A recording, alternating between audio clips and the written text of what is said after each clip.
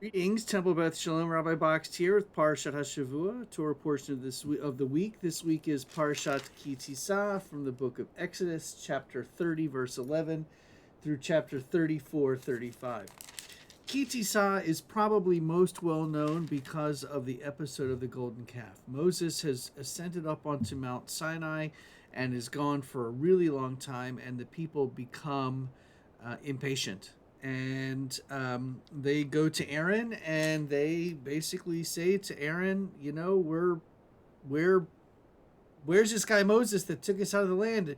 He's gone. He's never coming back, and they're freaking out. And of course, the Torah portion begins with God continuing to speak to Moses, to tell Moses about the taking the census and about how to take money from the Israelites for the building the service of the tent of meeting, and so on and so forth, and all of the different kinds of spices, and how they're supposed to consecrate this certain sacrifices that would become part of the Ark of the Pact, the anointing oil, and so on and so forth.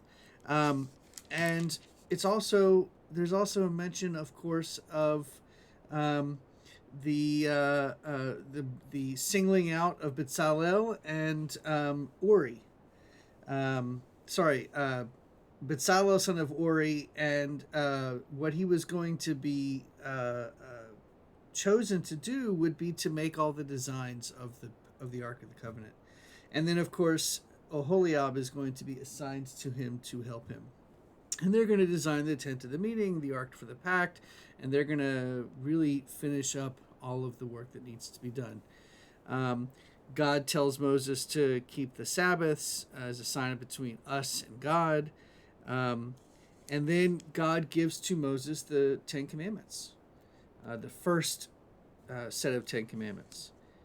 And chapter 31, verse 18 says, upon finishing speaking with him on Mount Sinai, God gave Moses the two tablets of the pact, stone tablets inscribed with the finger of God.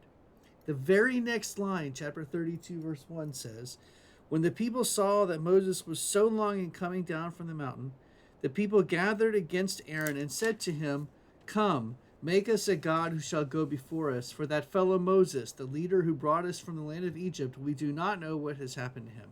So Aaron tells them, take all of the gold rings of your wives and your daughters, their earrings, and bring them to me, and then we're going to throw all this into a fire, and out pops the golden calf.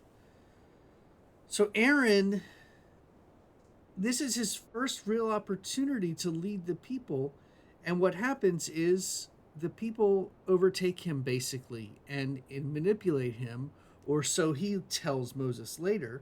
That Moses, Aaron tells Moses that the people did this, but really Aaron was leading them here.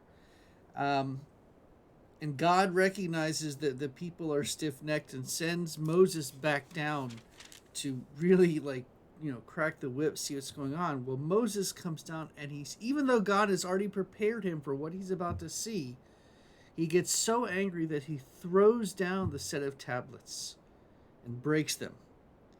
And Moses basically, he says to them, you have been guilty of a great sin.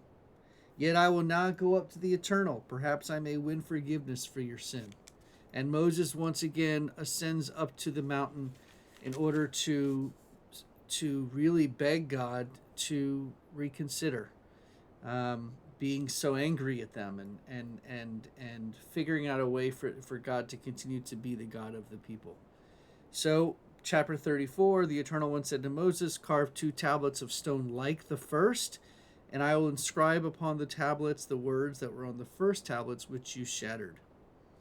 And then he does that, and he tells Moses to return to the people, and God says, I will make a covenant with the people. And then we have, more rules of things that we're not allowed to do. And it's really, it boils down to the people get angry, get impatient. They go to Aaron. Aaron convinces them to bring him gold so they can make this new idol. Moses comes down in his anger, shatters the Ten Commandments, goes back up to God to plead the Israelites' case. God tells him how to do a second set of tablets, and once again,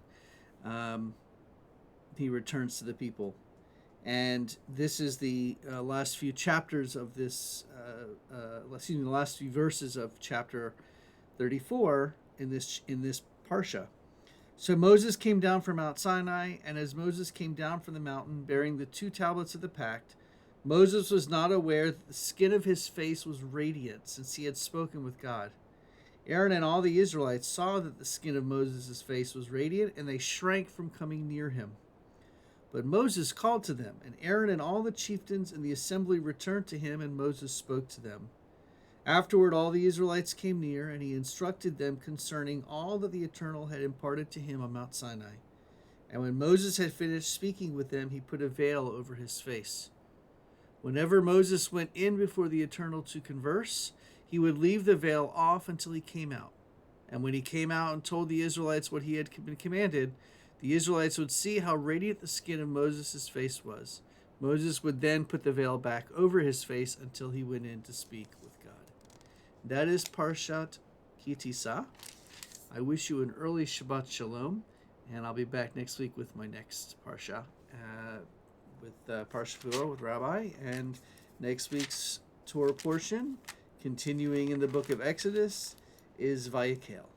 Shabbat Shalom.